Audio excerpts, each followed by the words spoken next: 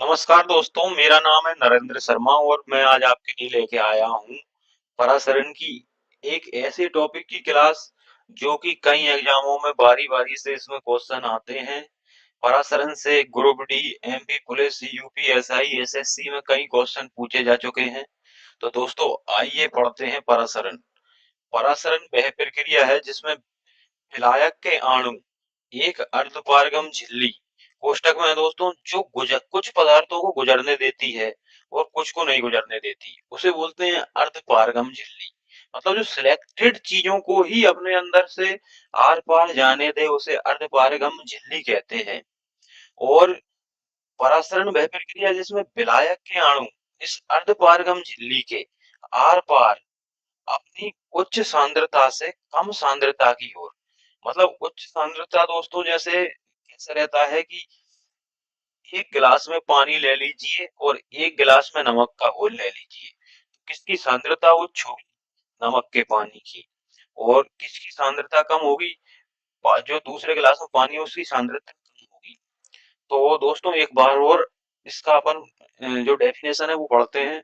परासरण वह प्रक्रिया है जिसमें विलायक के अणु एक अर्धपारगम झिल्ली के आर पार अपनी उच्च सांद्रता से कम सांद्रता की ओर, या फिर ऐसा कह सकते हैं कि कम विलय सांद्रता से अधिक विलय सांद्रता की ओर स्वाभाविक रूप से गति करते हैं। मतलब कहने का मतलब एक बार और आपको समझा देता हूँ कि परासरण वह प्रक्रिया दोस्तों, एक रहता है विलय और एक रहता है विलायक। जब एक विलयन बनता है तो वो विलायक और विलय के मिलने से ही बनता है दोस्तों।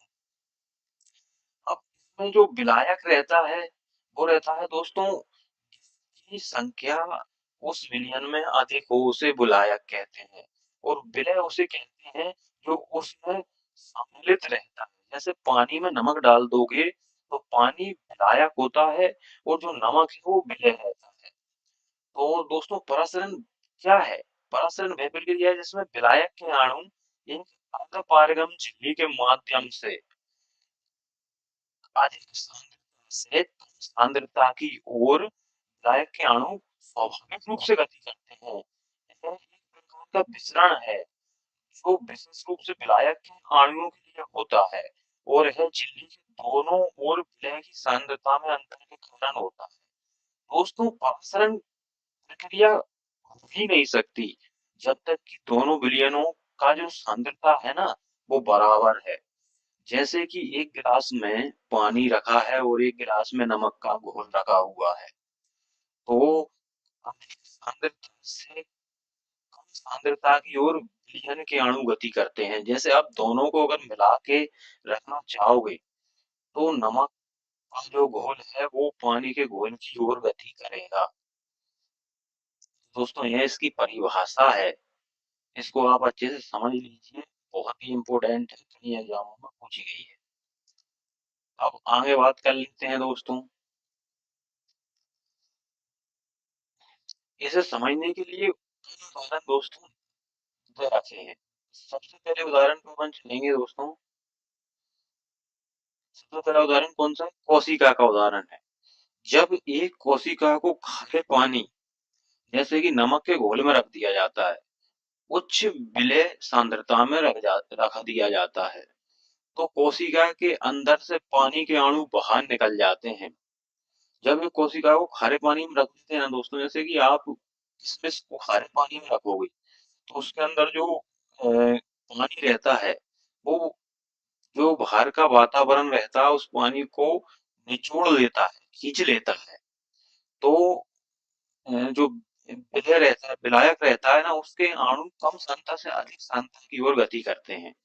जैसे कि कोशि जो किशमिश आपने रखी है या कोशिका रखी है, उसके अंदर की जो सांद्रता रहती है वो कम होती है और नमक का पानी रहता है, घोल रहता है, उसकी सांद्रता बहुत अधिक होती है। तो ये कोशिका सिकुड़ जाती है दोस्तों। इसका कहने का मतलब यही है कि कम सांद्रता से अधिक सांद्रता की ओर कोशिका में जो पानी रहता है वो जाता है, इसी कारण कोशिका सिकुड़ जाती है। इसके विपरीत इसके विपरीत बात कर लेते हैं। इसके विपरीत यदि कोशिका को मीठे पानी में जैसे कम में विलय सांद्रता में रख देते हैं तो कोशिका के अंदर जो जल है बाहर का वो समाहित हो जाता है और कोशिका फूल जाती है। ये एक बहुत ही पुराना एग्जाम्पल है दोस्तों और बहुत ही सरल है। और दूसरे एग्जाम्पल के बारे में अपन बात कर लेते हैं। दूसरे नंबर पे जो एग्जाम्पल है वो है आलू का। एक आलू के टुकड़े को नमक के घोल में रखने पर आलू से पानी निकलकर घोल में चला जाता है और आलू सिकुड़ जाता है। आप ये वाला एक्सपेरिमेंट घर पे भी करके देख सकते हैं। एक गिलास या बर्तन में आपको नमक का घोल रख लेना है दोस्तों और उसमें आलू को डाल देना है। आप सुबह तक उसको रख देंगे तो आप देखोगे कि आलू ऐसा पिचक सा जाएगा, बिल्कुल ऐसा दब जाएगा। आपको आप देखेंगे उसके अंदर से पानी को जो नमक का घोल है ना वो खींच लेगा, क्योंकि विलय के जो कण हैं वो कम सांद्रता से अधिक सांद्रता की ओर गति करेंगे। ये इसके दो उदाहरण थे दोस्तों और आगे चलते हैं। इसके मुख्य बिंदु भी अपन पढ़ लेते हैं दोस्तों। मुख्य बिंदु क्या है? इसके मुख्य बिंदु जो है दोस्तों वो इस प्रकार है। सबसे पहले नंबर पे आता है अर्धपारगम झिल्ली। शरण के लिए एक अर्धपारगम झिल्ली की आवश्यकता होती है। ये तो आप भी जानते होंगे, जो विलायक के अणुओं को गुजरने देती है लेकिन विलय के अणुओं जैसे कि नमक आदि को नहीं गुजरने देती। तो ये एक बहुत ही इम्पोर्टेंट होता है दोस्तों। ये एग्जामों में ऐसा पूछा जाता है कि जो अर्धपारगम झिल्ली होती है वो किसको गुजरने देती है, किसको नहीं गुजरने देती। तो इसमें कई बार ये आता है कि ये विलय के कण जो रहते हैं उनको गुजरने नहीं देती। ये बहुत ही इम्पोर्टेंट क्वेश्चन है दोस्तों। आगे चलते हैं। आगे आता है सांद्रता। सांद्रता क्या है दोस्तों? देखो सांद्रता बहुत ही इजी है दोस्तों। सांद्रता क्या होता है कि जैसे कोई गिलास ले लोगे दोस्तों आप, गिलास में आप पानी ले लेना, पानी के अंदर नमक डालते आप जितना चलोगे उतनी ही उसकी सांद्रता बढ़ती चलेगी। इसी को कहते हैं सांद्रता। जैसे जैसे आप नमक डालोगे उसकी सांद्रता उतनी ही अधिक हो जाएगी, वो उतना ही अधिक सांद्र विलयन बन जाएगा।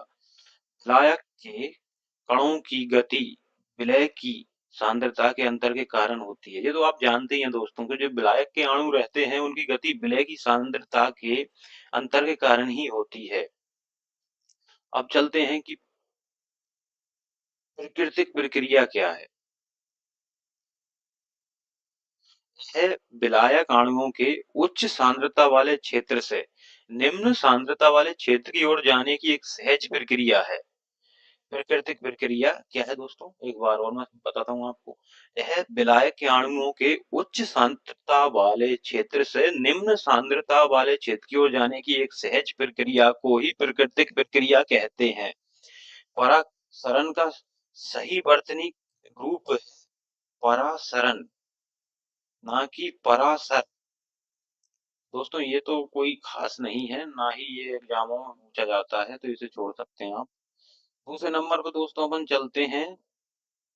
आगे जो इम्पोर्टेंट है आपके लिए वो है कि परासरण, और इंग्लिश में इसको ऑस्मोसिस कहते हैं। ये भी आप ध्यान रखिए, अच्छा रहता है दोस्तों इंग्लिश भी याद याद रखना। एक जैविक और भौतिक प्रक्रिया है परासरण। कौन सी है दोस्तों? जैविक और भौतिक। जैविक का मतलब दोस्तों मैं आपको समझा देता हूँ। जैविक और अजैविक दो चीजें होती हैं दोस्तों। जैसे कि धूप अजैविक है, और जैविक क्या है दोस्तों? जैसे कार्बनिक चीजें जितनी भी होती हैं वो जैविक होती हैं। जैसे पेड़ पौधे जैविक होते हैं, तर है वो अजैविक होता है, खनिज पदार्थ अजैविक रहते हैं। जैविक पदार्थ दोस्तों वे ही होते हैं जो पहले कभी पूर्व में जीवित थे, आप ऐसा भी कह सकते हैं। तो जैविक तो जो परासरण है वो एक जैविक और भौतिक प्रक्रिया है जिसमें विलायक के अणु जैसे पानी, विलायक क्या रहता है? पानी एक अर्ध पारगम झिल्ली के माध्यम से अधिक सांद्रता वाले क्षेत्र से कम सांद्रता वाले क्षेत्र में तब तक जाते रहते हैं जब तक दोनों विलयनों की सांद्रता समतुल्य ना हो जाए। यह एक निष्क्रिय प्रक्रिया इसका अर्थ है जिसमें ऊर्जा की आवश्यकता नहीं होती। इसमें कोई भी ऊर्जा की आवश्यकता नहीं होती। ये भी क्वेश्चन कई बार पूछा जाता है कि परासरण में ऊर्जा की आवश्यकता होती है कि नहीं होती। इसमें कोई भी ऊर्जा की खपत नहीं होती है दोस्तों। और आगे चलते हैं परासरण की प्रक्रिया को समझने के लिए इस प्रकार इसके उदाहरण कुछ और भी दे रखे हैं दोस्तों नीचे।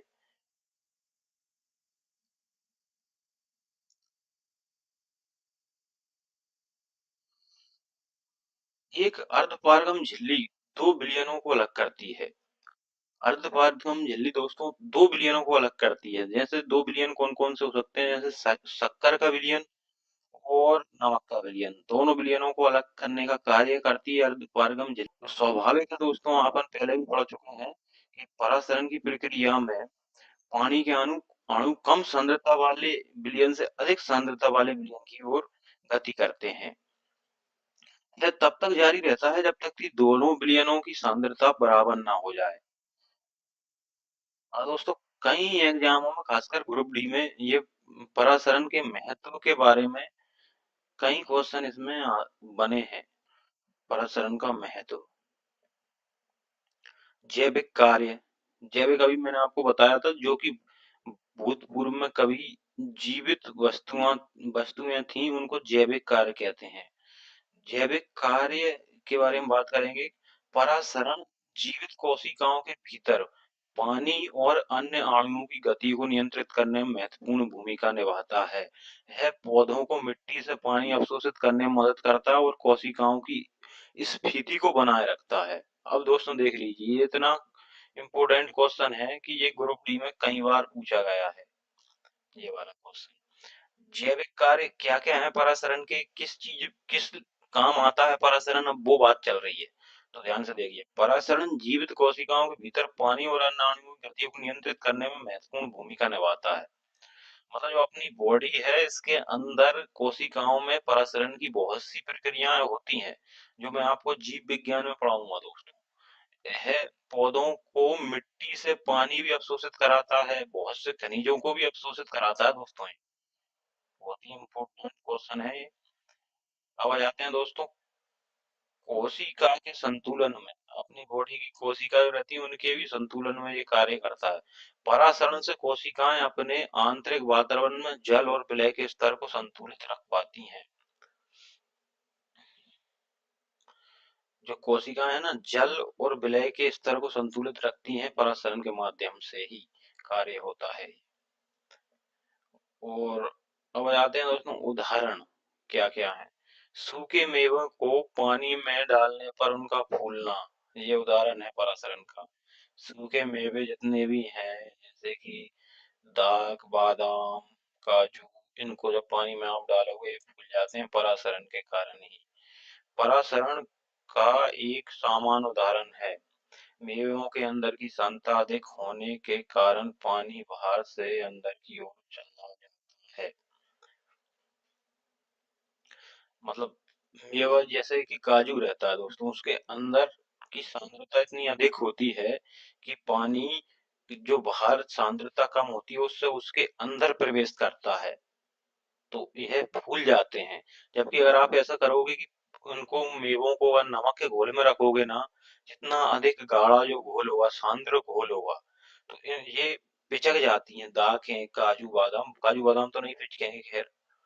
पौधों की जड़ों द्वारा मिट्टी से पानी सोखना भी परासरण का ही उदाहरण है। ये भी बहुत इंपॉर्टेंट क्वेश्चन है। किसका उदाहरण है पौधों का पानी सोखना, कई बार ग्रुप डी में पूछा गया है ये क्वेश्चन। ये वाला इसे भी याद रखिए आप। निष्कर्ष क्या निकलता है इससे, परासरण से, संक्षेप में। परासरण वह प्रक्रिया जिसके द्वारा विलायक अणु जैसे जल एक अर्धपारगम झिल्ली के पार जाते हैं, जिससे सांद्रता का संतुलन स्थापित होता है। और यह जैविक और एक भौतिक प्रक्रिया है जो कि जैविक संतुलन में महत्वपूर्ण भूमिका निभाती है। तो दोस्तों आज का ये चैप्टर था परासरण के ऊपर, तो इसको ध्यान से देख लीजिए आप। और